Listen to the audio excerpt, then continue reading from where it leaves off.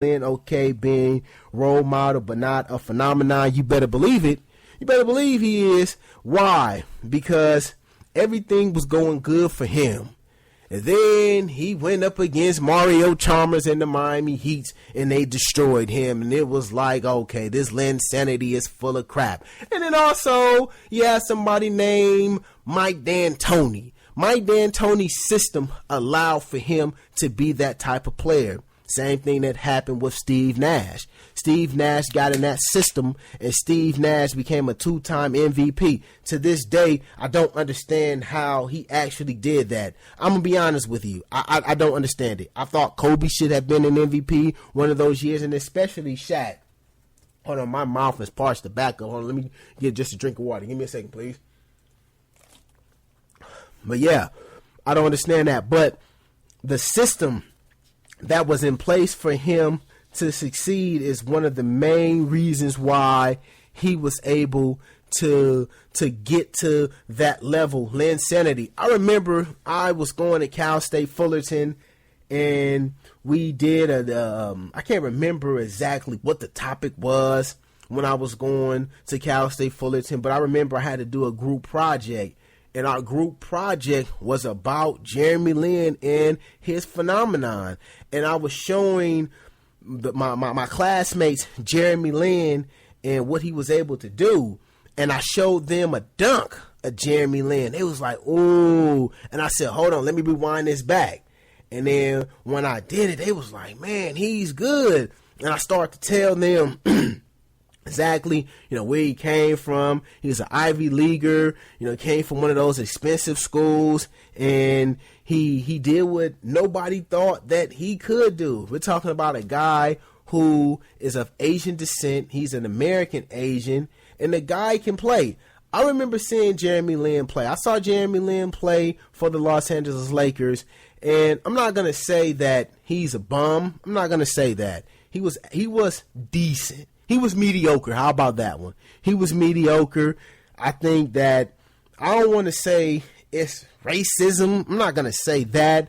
But when they had this thing on ESPN about all of the flagrant fouls that wasn't called, it caused him to question, like, okay, like, what's really going on? You trying to tell me this man, he can't get that? Maybe the officials are resentful of what he was able to accomplish, because I know a lot of players were like that. You had Carmelo Anthony coming out and pretty much start hating on him. I was like, Carmelo, really? Why you coming out hating on this man? Why? Some people say, well, he didn't hate. No, you know, he did come out and hate. When you start saying some of the things that he said, it's like, no, you hate. Why you got to do stuff like that? You wrong, man. Carmelo Anthony, who do you think you are? What have you done?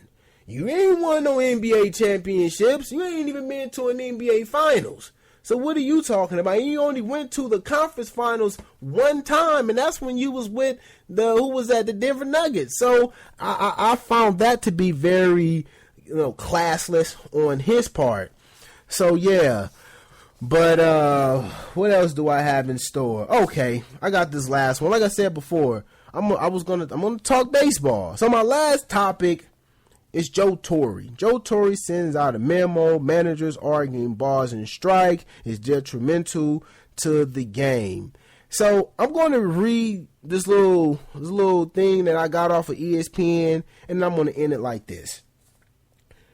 He called that, quote, an express violation of the replay regulations, which states that on-field personnel in the dugout may not discuss any issue with individuals in the video review room using the dugout phone other than whether to challenge a play subject to video replay review.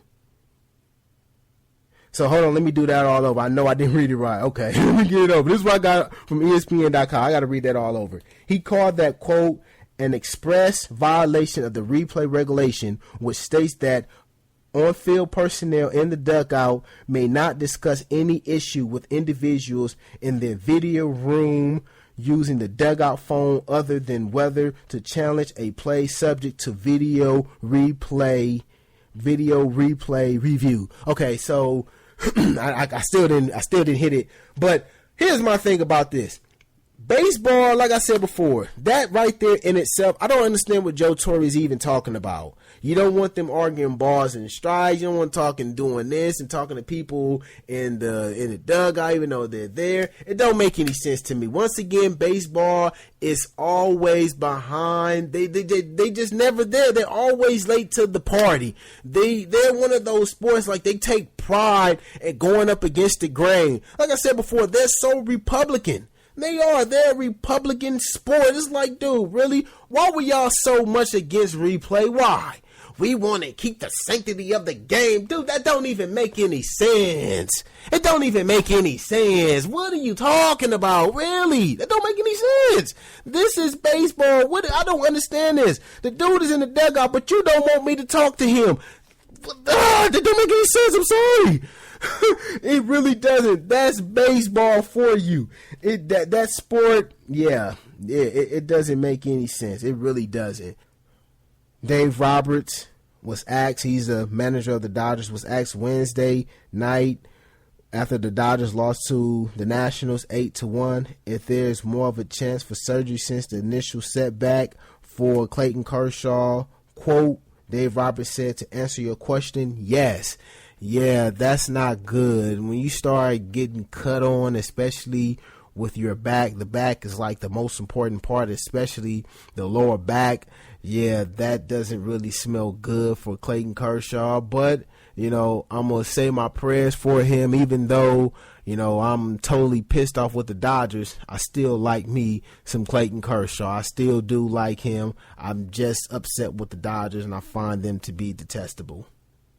But that's my time for today. I'm sweating once again. I am the Grizz. I love y'all. Oh, and before I go, I got one. This is Rashad. Well, this is the Grizz, and you listen to me on Stewart Media and Entertainment. I got you, Doug. I told you. I said that I didn't know if I was going to give you one. I gave you one. But let me go on and end this show. I'm the Grizz. I love y'all, and I'm out.